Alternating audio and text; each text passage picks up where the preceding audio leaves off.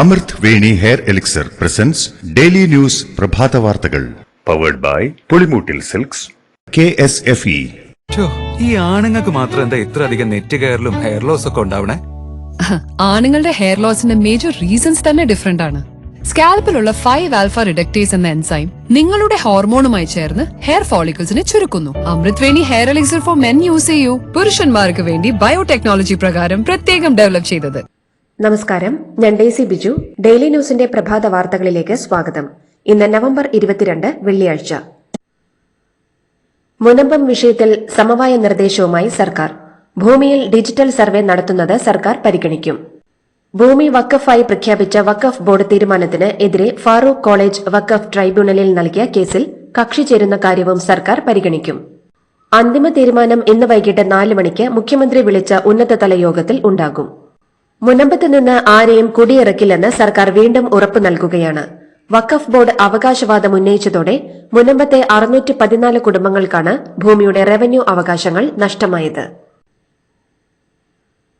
മല്ലപ്പള്ളിയിൽ നടത്തിയ ഭരണഘടനാ വിരുദ്ധമായ പ്രസംഗത്തിൽ മന്ത്രി സജി ചെറിയാനെതിരായ സിംഗിൾ ബെഞ്ച് ഉത്തരവിൽ സർക്കാർ അപ്പീൽ നൽകിയേക്കില്ല. വ്യക്തി എന്ന നിലയിൽ സജി ചെറിയാന് പ്രത്യേക അനുമതിയോടെ അപ്പീൽ നൽകാമെന്നാണ് ധാരണ. ഹൈക്കോടതി ഉത്തരവിന്റെ പശ്ചാത്തലത്തിൽ ഡയറക്ടർ ജനറൽ ഓഫ് പ്രോസിക്യൂഷൻസിന്റെ ഓഫീസ് നൽകിയിരിക്കുന്ന പ്രാഥമിക നിയമോപദേശം ഇങ്ങനെയാണ്.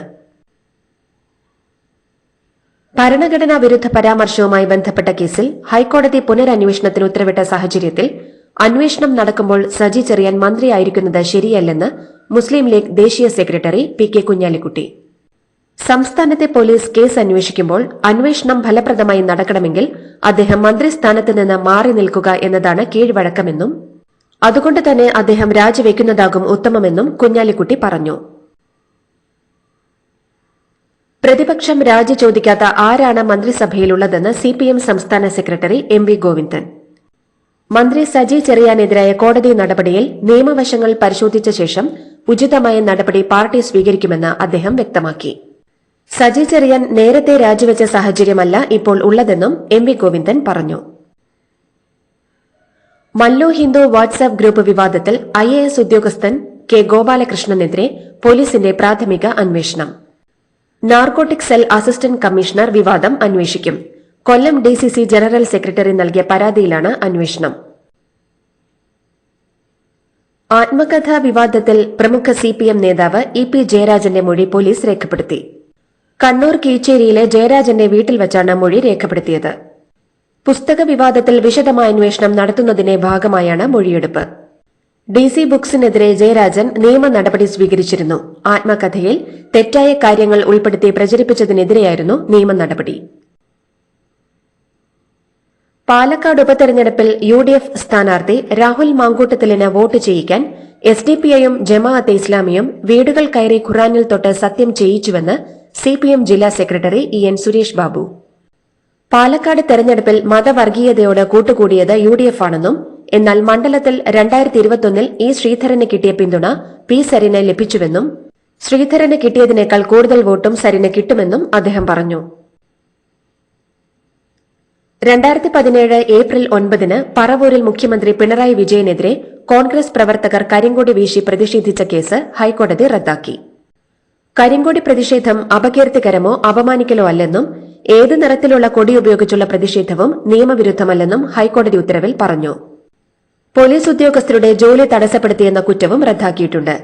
എല്ലാ കാര്യത്തിനും കേസെടുത്താൽ കേസെടുക്കാനേ സമയം കാണൂവെന്നും കോടതി വിമർശിച്ചു. ശബരിമലയിൽ പൂപ്പൽ പിടിച്ച ഉണ്ണിയപ്പം വിതരണം ചെയ്ത വിഷയം ഗൌരവമെന്ന് ഹൈക്കോടതി ദേവസ്വം ബെഞ്ച് നിരീക്ഷിച്ചു. അഭിഭാഷകൻ ഹാജരാക്കിയ ചിത്രം പരിഗണിച്ചായിരുന്നു കോടതിയുടെ നിരീക്ഷണം. വിഷയം തിങ്കളാഴ്ച പരിഗണിക്കാമെന്നും കോടതി അറിയിച്ചു. അതേസമയം മഴയും ഈർപ്പവും കാരണമാകാം ഉണ്ണിയപ്പത്തിൽ പൂപ്പൽ പിടിച്ചതെന്നാണ് ദേവസ്വം ബോർഡിന്റെ വിശദീകരണം. പൂപ്പലുള്ള ഉണ്ണിയപ്പം വിതരണം ചെയ്യില്ലെന്ന് ഉറപ്പാക്കിയെന്നും തിരുവിതാംകൂർ ദേവസ്വം ബോർഡ് അറിയിച്ചു. ശബരിമല സുവർണാവസരം വിവാദ പ്രസംഗത്തിൽ BJP മുൻ സംസ്ഥാന അധ്യക്ഷനും നിലവിലെ ഗോവ ഗവർണറുമായ PS ശ്രീധരൻ പിള്ളയ്ക്കെതിരെ എടുത്ത കേസ് ഹൈക്കോടതി റദ്ദാക്കി. ശബരിമലയിലെ യുവതീ പ്രവേശന വിധിയെ തുടർന്നുണ്ടായ പ്രതിഷേധ സമരത്തെ സുവർണാവസരം എന്ന പാർട്ടി യോഗത്തിൽ വിശേഷിപ്പിച്ചതിലായിരുന്നു കേസ്.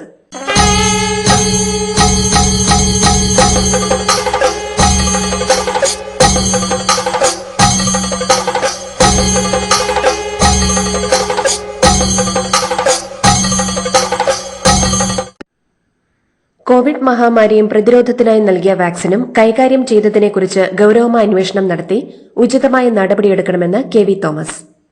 സംസ്ഥാന സർക്കാരിന്റെ ദില്ലിയിലെ പ്രത്യേക പ്രതിനിധി പ്രൊഫസർ കെ.വി. തോമസ് പ്രധാനമന്ത്രി നരേന്ദ്രമോദിയോടാണ് ഇക്കാര്യം അഭ്യർത്ഥിച്ചത്.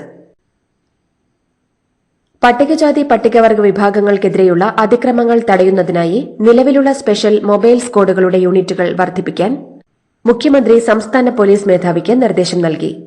സെക്രട്ടേറിയറ്റ് ലയം ഹാളിൽ നടന്ന പട്ടികജാതി പട്ടികവർഗ വികസന വകുപ്പിന്റെ സംസ്ഥാനതല ഉന്നതാധികാര വിജിലൻസ് മോണിറ്ററിംഗ് കമ്മിറ്റി യോഗത്തിൽ വീഡിയോ കോൺഫറൻസിംഗിലൂടെ സംസാരിക്കുകയായിരുന്നു മുഖ്യമന്ത്രി. സന്ദീപ് വാര്യരുടെ വരവ് കോൺഗ്രസിന് ഗുണകരമാകുമോ എന്ന ചോദ്യത്തിന് പെട്ടിപൊട്ടിക്കുമ്പോൾ അറിയാമെന്ന് പ്രതികരിച്ച് രമേശ് ചെന്നിത്തല.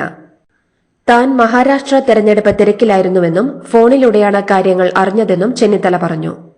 RSSന് ഭൂമി നൽകുന്നത് സംബന്ധിച്ച വിവാദം സന്ദീപ് വാര്യരോട് തന്നെ ചോദിക്കണമെന്നും അദ്ദേഹം വ്യക്തമാക്കി. എറണാകുളം വടക്കൻ പറവൂർ മാഞ്ഞാലി SN ട്രസ്റ്റ് കോളേജിന്റെ ജപ്തി ഭീഷണി താൽക്കാലികമായി ഒഴിഞ്ഞു. കോളേജ് വിൽപ്പന നടത്തി 18 കോടി രൂപയുടെ കുടിശ്ശിക തീർക്കുമെന്ന് മാനേജ്മെന്റ് വ്യക്തമാക്കി. 3 മാസത്തേക്ക് ജപ്തി നടപടികൾ ഉണ്ടാകില്ലെന്ന് കോളേജ് മാനേജ്മെന്റ് അറിയിച്ചു. ഇതിനിടെ കോളേജ് ഭരണസമിതിയുടെ അനാസ്ഥയ്ക്കെതിരെ വിദ്യാർത്ഥി സംഘടനകളും രക്ഷിതാക്കളും പ്രതിഷേധിച്ചു. ബാലാവകാശ കമ്മീഷന്റെ ഇടപെടലിനെ തുടർന്ന് ഹയർ സെക്കൻഡറി വിദ്യാർത്ഥികൾക്ക് നോട്ട്സ് ഉൾപ്പെടെയുള്ള പഠനകാര്യങ്ങൾ വാട്സ്ആപ്പ് പോലുള്ള സാമൂഹിക മാധ്യമങ്ങളിലൂടെ നൽകുന്നത് വിലക്കി. പഠനകാര്യങ്ങൾ സാമൂഹിക മാധ്യമങ്ങളിലൂടെ നൽകുന്ന രീതി കുട്ടികൾക്ക് അമിതഭാരവും പ്രിന്റെടുത്ത് പഠിക്കുമ്പോൾ സാമ്പത്തിക ബുദ്ധിമുട്ടും വരുത്തുന്നതായി രക്ഷിതാക്കൾ പരാതി നൽകിയിരുന്നു. ഇതേ തുടർന്നാണ് എല്ലാ RDDമാർക്കും സ്കൂൾ പ്രിൻസിപ്പൽമാർക്കും വിദ്യാഭ്യാസ വകുപ്പ് സർക്കുലർ നൽകിയത്. ക്രിമിനൽ കേസുണ്ടെന്ന കാരണത്താൽ സർക്കാർ ജോലി വിലക്കാനാവില്ലെന്ന കേരള ഹൈക്കോടതിയുടെ വിധി ശരിവച്ച് സുപ്രീംകോടതി. ഹൈക്കോടതി വിധിക്കെതിരെ സംസ്ഥാന സർക്കാർ നൽകിയ അപ്പീൽ സുപ്രീംകോടതി തള്ളി. വനിതാ പോലീസ് ഉദ്യോഗസ്ഥയെ ഭർത്താവ് കണ്ണൂരിൽ വെട്ടിക്കൊന്നു. കരിവള്ളൂർ പല്ലിയേരി സ്വദേശി ദിവ്യശ്രീയാണ് കൊല്ലപ്പെട്ടത്. കാസർഗോഡ് ചന്ദേര പോലീസ് സ്റ്റേഷൻ CPOയാണ് കൊല്ലപ്പെട്ട ദിവ്യശ്രീ. ഇന്നലെ വൈകുന്നേരം 6 മണിയോടെ രാജേഷ് ദിവ്യശ്രീയുടെ വീട്ടിലെത്തി ആക്രമണം നടത്തുകയായിരുന്നു. പത്തനംതിട്ടയിലെ നഴ്സിംഗ് വിദ്യാർത്ഥിനി അമ്മുവിന്റെ മരണത്തിൽ 3 വിദ്യാർത്ഥിനികളെ പോലീസ് കസ്റ്റഡിയിലെടുത്തു. അമ്മുവിന്റെ സഹപാഠികളായ 3 പേരെയാണ് പോലീസ് കസ്റ്റഡിയിലെടുത്തത്. ഇവർക്കെതിരെ കുടുംബം ആരോപണം ഉന്നയിച്ചിരുന്നു. ഇവർക്കെതിരെ ആത്മഹത്യാ പ്രേരണയ്ക്ക് കേസെടുക്കുമെന്നും FIRലും മാറ്റം വരുത്തുമെന്നും പോലീസ് അറിയിച്ചു. കേരളത്തിൽ അടുത്ത 5 ദിവസം ഇടിമിന്നലോട് കൂടിയ ഇടത്തരം മഴയ്ക്ക് സാധ്യതയെന്ന് മുന്നറിയിപ്പ്. കോമറിൻ മേഖലയ്ക്ക് മുകളിൽ ചക്രവാത ചുഴി സ്ഥിതി ചെയ്യുന്നുണ്ട്. ഒറ്റപ്പെട്ട സ്ഥലങ്ങളിൽ ഇന്ന് ശക്തമായ മഴയ്ക്ക് സാധ്യതയുണ്ടെന്നും കേന്ദ്ര കാലാവസ്ഥാ വകുപ്പ് അറിയിച്ചു. മോൾക്ക് ബർത്ത്ഡേ ഗിഫ്റ്റ് വാങ്ങണ്ടേ? ഷോപ്പിൽ കൊണ്ടുപോയി ഇഷ്ടമുള്ള വാങ്ങിക്കൊടുക്കാം. അപ്പൊ ഏട്ടൻ വരുന്നുണ്ടോ? ഗിഫ്റ്റ് കാർഡ് വരും. അതെ, ഓരോ ചിട്ടിയിലും ഒരാൾക്ക് 5000 രൂപയുടെ ഗിഫ്റ്റ് കാർഡ് സമ്മാനം. മെഗാ സമ്മാനമാണെങ്കിലോ പുതുപുത്തൻ ബെൻസ് കാർ. 2ാം സമ്മാനം ഇന്നോവ ക്രിസ്റ്റ, അതും 17 എണ്ണം. ഇത്തവണ സമ്മാനങ്ങളുടെ നക്ഷത്രത്തിലക്കവുമായി KSFE ഗാലക്സി ചിട്ടികൾ. മുംബൈ ഭീകരാക്രമണ കേസ് പ്രതി അജ്മൽ കസബിന് പോലും ന്യായമായ വിചാരണ ലഭിച്ച ഇടമാണ് ഇന്ത്യയെന്ന് സുപ്രീംകോടതി. വിഘടനവാദി നേതാവ് യാസിൻ മാലിക്കിനെ നേരിട്ട് ഹാജരാക്കാൻ ആവശ്യപ്പെട്ട ജമ്മു കോടതി ഉത്തരവിനെതിരായ CBI കേസ് പരിഗണിക്കവെയാണ് കോടതിയുടെ പരാമർശം. യാത്രാവാഹനങ്ങൾക്ക് നേരെ ആയുധധാരികൾ നടത്തിയ ആക്രമണത്തിൽ പാകിസ്ഥാനിൽ 50 പേർ കൊല്ലപ്പെട്ടു. ഇന്നലെ ഖൈബർ പക്തൂൺഖ്വയിലെ കുറം ജില്ലയിലാണ് സംഭവം. നിരവധി വാഹനങ്ങൾക്ക് നേരെ അക്രമികൾ വെടിയുതിർത്തു. ന്യൂനപക്ഷമായ ഷിയ സമുദായത്തിൽ നിന്നുള്ളവരാണ് കൊല്ലപ്പെട്ടവരിൽ ഏറെയും. പുതുക്കിയ ആണവ നയരേഖയിൽ റഷ്യൻ പ്രസിഡന്റ് വ്ളാഡിമിർ പുടിൻ ഒപ്പുവെച്ചതിന് പിന്നാലെ യുക്രൈൻ ലക്ഷ്യമാക്കി റഷ്യൻ ആക്രമണം. യുക്രൈനെതിരെ Russia intercontinental ballistic missile പ്രയോഗിച്ചു. യുക്രൈനും സഖ്യകക്ഷികളായ പാശ്ചാത്യ രാജ്യങ്ങൾക്കുമായുള്ള ശക്തമായ മുന്നറിയിപ്പാണ് ഇപ്പോഴത്തെ ആക്രമണം.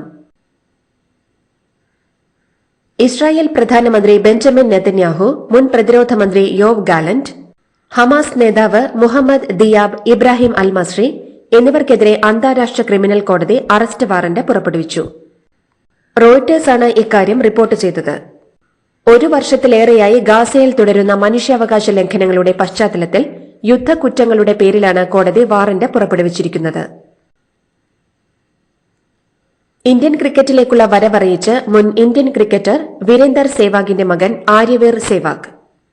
മേഘാലയക്കെതിരായ കൂച്ച് ബെഹാർ ട്രോഫി മത്സരത്തിന്റെ 1ാം ദിനത്തിൽ ദില്ലിക്ക് വേണ്ടി ഡബിൾ സെഞ്ചുറി അടിച്ചാണ് 17-കാരനായ ആര്യവീർ താരമായത്. 34 ഫോറുകളും 2 സിക്സറുകളും നേടിയാണ് Aryaveer ഡബിളിലെത്തിയത്.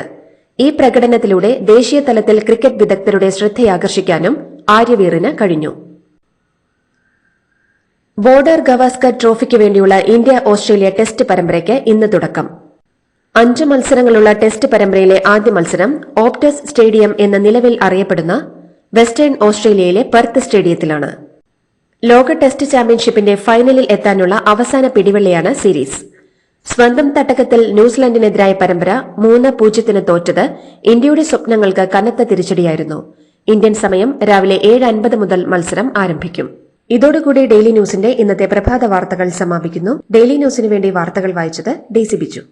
Daily news live .in വാർത്തകൾ വിരൽ തുമ്പിൽ.